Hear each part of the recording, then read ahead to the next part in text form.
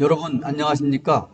오늘은 서울시에서 아파트 가격이 가장 낮은 자치구와 높은 자치구는 어디일까라는 주제로 얘기를 해보겠습니다. 부제목으로는 사회초년생과 신혼부부의 내 집 마련 분석, 재정 상황에 맞는 합리적인 나만의 재테크 아파트를 찾아보자입니다. 오늘 자료를 참고한 곳은 국토교통부 실거래가 공개 시스템과 서울시 홈페이지, 그리고 통계청, 한국주택금융공사, 그리고 밸류 챔피언 홈페이지를 참고를 했습니다. 현재 서울시의 주택 보급률은 95.9%입니다. 전국은 약 104.2%가 되는데 서울시가 조금 낮습니다. 그리고 서울시 자가 보유율은 약 42%이고 전국은 57%로 서울시가 보유 비율이 약 10% 이상 낮습니다.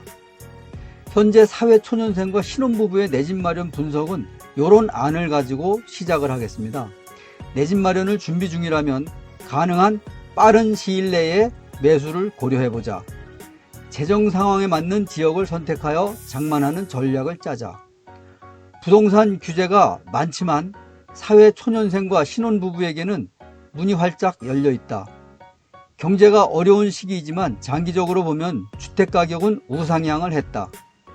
주택금융공사 등의 저렴한 대출 제도를 최대한 활용하자. 이렇게 약 5가지를 참고로 해서 현재 또 서울시에서 아파트 가격이 낮은 자치구와 높은 자치구를 비교 분석해서 과연 사회초년생과 신혼부부가 내 집 마련을 어느 곳에 하면 좋을지 판단해 보도록 하겠습니다. 서울시 25개 자치구 중에 아파트 평균 가격이 가장 낮은 곳은 5개 지역입니다.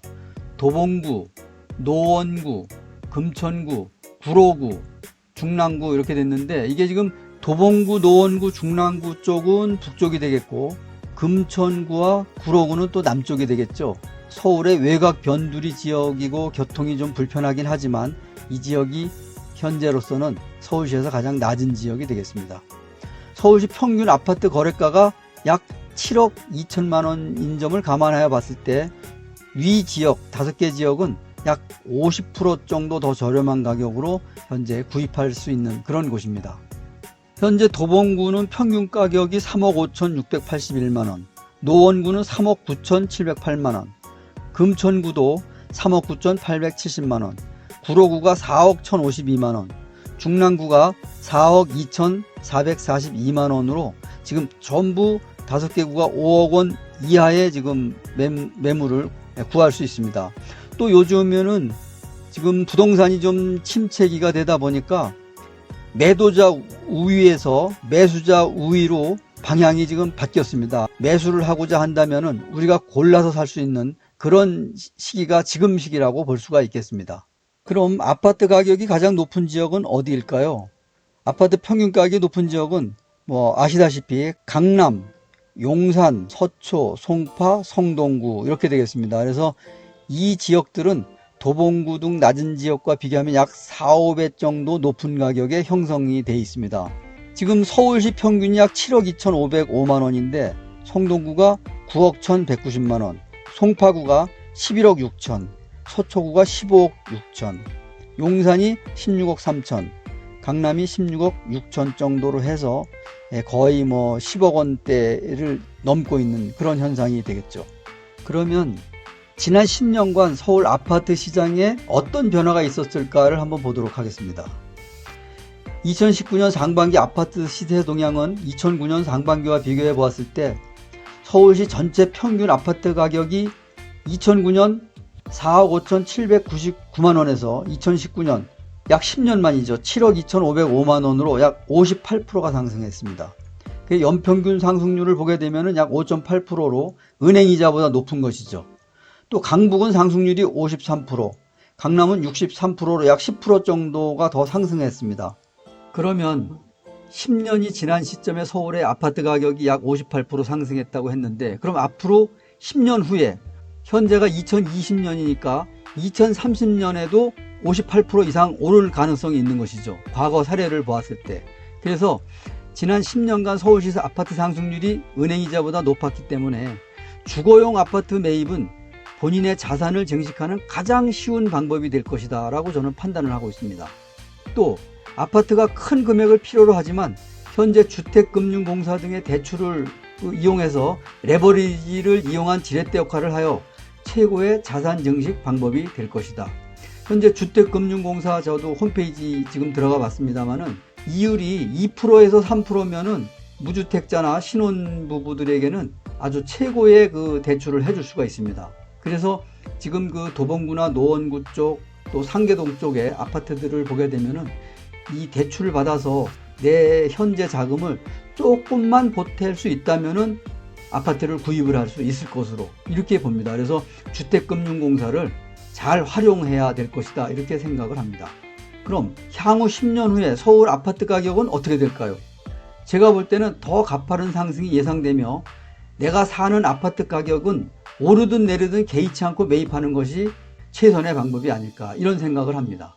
높은 곳만을 바라보지 말고 현실에 맞는 지금의 판단이 10년 후 여러분의 재정 상황을 안정적으로 만들 것으로 예상됩니다. 그러면 그렇게 안정적으로 오를 것으로 예상하는 이유를 몇 가지 얘기해 보겠습니다. 자료에는 없습니다만은 대부분의 사람들이 일본식 버블이 온다고 많은 얘기를 하고 있습니다. 하지만 이것도 맞지 않는 말이 일본도 대도시는 많이 상승을 했습니다. 또 한 가지는 인구가 줄어들기 때문에 아파트 값은 내려갈 수밖에 없다 이런 얘기를 하고 있습니다. 하지만 지금도 상승 중에 있습니다. 우리나라의 인구는 약 2030년까지 상승할 것으로 생각이 들고요. 2030년 후에 인구가 줄어들긴 하겠지만 그 하락폭 역시 미미하게 근 7, 8년, 10년을 갈 것이고요.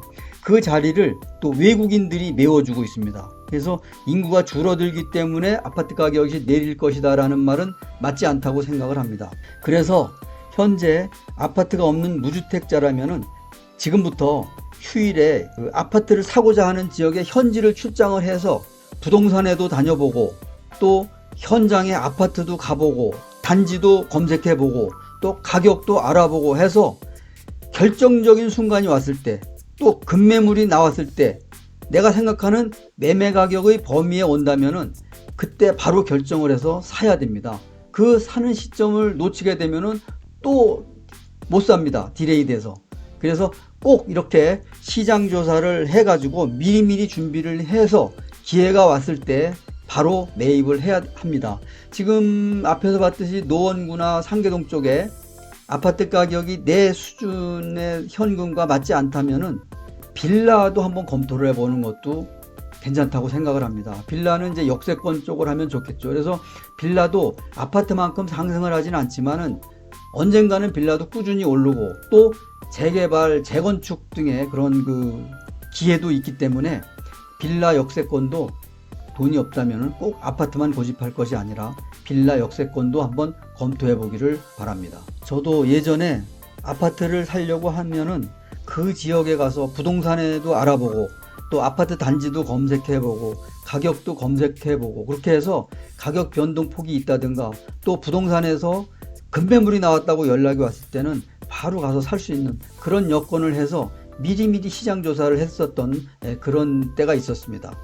저의 그 사례를 보게 되면은 아파트를 매수한 후에 5, 6년 정도 거주하다 보면은 아파트 매수 가격이 전세 가격이 그 정도로 올라옵니다. 그러니까 전세 가격이 약 5, 6년 전에 매수한 가격만큼 올라옵니다. 그래서 전세 가격만큼 오른 것이 되겠죠.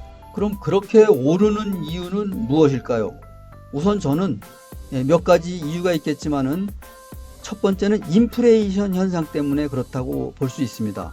앞으로 인플레이션은 더 커질 가능성이 있습니다. 현재 한국은행에서는 매년 물가 상승률을 2%에서 3%를 목표로 잡고 있습니다. 그럼 2, 3%가 10년이면 20, 30%가 되는 것이죠. 또 본원 통화 증가율이라고 있습니다. 이게 이제 현금을 증가시키는 것인데 이게 연 한 7%에서 8% 정도 됩니다. 그러면 이거 두 개를 합하면은 10년이면은 약 2배가 되는 것이죠. 그러면은 지금의 그 약 10억 원이라면은 그 가치가 10년 후에는 5억 원 정도로 떨어지는 것이죠. 금액은 10억 원이지만 가치는 떨어지는 겁니다. 그런 만큼 아파트 가격은 돈 가치로 올라 있는 것이 되겠습니다. 이거는 금융 통계 정보가 되겠는데요. 이게 그 본원 통과의 증가율입니다. 지금 말 잔액이라고 되어 있는데 이 지금 그래프를 보게 되면은 계속 증가. 이게 지금 19년 5월부터 20년 2월이기 때문에 1년이 안 됐습니다. 근데 벌써 약 뭐 이렇게 10조 정도 차이가 나죠. 이 통화 증가율이 늘어나는 속도만큼 인플레이션이 늘어나는 것이고, 또 금년에 아시다시피 코로나 때문에 돈이 무수히 풀리고 있습니다. 앞으로도 더 풀릴 것입니다. 그러면 이 풀린 돈이 어디로 가냐 하면은 대부분은 부동산과 주식으로 올려붙을 수밖에 없습니다. 지금 코로나 때문에 실물 경제가 지금 악화되고 있고, 또 실업자가 계속 양산되고 있는데, 또 주식값은 계속 오르고 있습니다. 부동산은 좀 침체가 되고 있지만은 그 이유는 뭐냐면은 실무 경제가 하락하는 만큼 금융 경제도 하락을 해야 되는데, 지금은 디커플링 시대입니다. 실물 경제가 내려가도 돈을 계속 풀어대니까 이게 상승하는 것입니다. 예, 주식값이. 그래서 주식은 뭐 6개월에서 1년 정도 선행한다고는 하는데, 부동산은 현재 좀 침체기가 되고 있죠. 지금 현재 이런 그 자료를 보듯이 앞으로 금융 경제는 계속해서 올라갈 것이고, 부동산 주식은 계속 우상향할 수밖에 없다는 그런 생각을 갖고 있습니다. 그렇기 때문에 지금 무주택자라면은 내가 살 집이기 때문에 가격에 상관없이 내 지역을 잘 시장 조사를 한 다음에 급매물이라든가 나왔을 때는 바로 매수할 수 있는 준비를 갖춰 놓는 것이 좋겠다고 생각을 합니다. 마지막으로 오마하의 현인인 워렌 버핏의 거주주택 투자 사례를 보겠습니다. 워렌 버핏은 결혼 후 6년 만인 1958년에 고향인 오마하에 거주주택을 매입을 했습니다. 그때 가격이 31,500달러입니다. 물론 이제 달러도 인플레이션이 됐기 때문에 그때 가치로는 상당히 큰 돈이었겠죠. 우리나라 돈으로 따진다면 약 3,700만 원이 되겠는데, 그 집에서 60년째 현재까지 계속 거주를 하고 있습니다. 그는 이 집에 투자한 것이 자신의 인생에서 세 손가락에 드는 가장 잘한 투자라고 얘기를 하고 있습니다. 그럼 그 집의 현재 가격은 얼마나 할까요? 60년이 지난 지금 약 15배 정도 올라서 6억 원 정도를 한다고 합니다. 우리나라는 뭐 서울에 있는 아파트들도 대부분 8억 원, 10억 원, 요지에 있는 것은 뭐 15억 원, 20억 원이 넘는데, 그 돈이 많은 사람도 현재 6억 원짜리 주택에 거주를 하고 있습니다. 그런데 60년에 15배 정도 오른 것은 많이 오른 것은 아니죠. 비율로 봐서. 그런데 그가 왜 이렇게 세 손가락 안에 드는 가장 잘한 투자를 했다고 했을까요? 그가 이 돈으로 주식 투자를 했다면 훨씬 더 큰 수익을 거뒀을 텐데 말입니다. 그는 이렇게 얘기를 하고 있습니다. 지난 60년간 가족들과 아름다운 추억을 만들고 또 편안하고 행복한 시간 동안 잘 살아왔기 때문에 이 집에 대해서 최고의 투자를 했다고 생각한다. 이렇게 얘기를 했습니다. 그래서 워렌 버핏은 재테크로만 바라보질 않았다. 주택을 살 때 그 워렌 버핏은 주택을 투자 자산으로 본 것이 아니라 삶의 터전으로 본 것이다. 이렇게 볼 수가 있겠습니다. 그래서 우리는 그 아파트를 살 때, 또 주택을 구입할 때는 꼭 이 투자의 가치로, 그 재산을 불리는 재산 증식의 가치로만 보지 말고 이렇게 삶의 터전으로도 생각을 한다면은 아주 좋을 것으로 생각이 되고, 이렇게 삶의 터전으로 열심히 그 지역에서 돈 벌고 가족들과 함께 행복하게 살다 보면은 어느 순간에 내 주택의 가격이 이렇게 우상향해서 올라 있을 겁니다. 그러면은 열심히 살아서 나의 삶의 터전에서 아름다운 추억도 쌓았고 행복한 시간을 가졌는데, 또 재산 증식까지 됐으니 얼마나 좋겠습니다. 오늘은 이렇게 워렌 버핏의 그 투자 주택 사례를 보면서 우리도 이런 마음가짐을 갖는다면은 언젠가는 내가 지금 투자한 것이 꼭 우상향할 것이다, 이런 생각이 들고요. 또 지금 코로나 때문에 상당히 어려운 시기를 우리가 겪고 있습니다. 코로나가 끝나면은 어느 때 끝났을지 모르게 또 아파트 가격이 오를 수도 있습니다. 그러니까 지금부터 내가 가서 살고자 하는 지역에 시장 조사를 해야 합니다. 부동산도 가보고 또 아파트 단지도 걸어보고 시내버스도 타고 왔다 갔다 해보면서 그 지역에 익혀야 됩니다. 어느 순간에 가격이 내렸다고 했을 때, 또 급매물이 나왔었다고 했을 때 준비가 되지 않았다면 결코 살 수가 없습니다. 그러니까 부동산이 좀 하락하는 이런 시점에 계속 시장 조사를 하고 있다가 한 곳 내지 두 곳 정도를 하면 되겠죠. 시장 조사를 하고 있다가 급매물이 나왔다든가 그랬을 때 또 내 자금 현황 사정에 맞게 준비해서 아파트가 됐든 또 빌라가 됐든 현실에 맞는 그런 주택을 매입을 해서 먼 미래를 바라보고 준비를 하는 것이 좋겠다는 생각을 합니다. 오늘은 서울에서 내 집 마련 전략에 대해서 함께 알아봤습니다. 여기서 마치겠습니다. 감사합니다. 구독과 좋아요 부탁드립니다.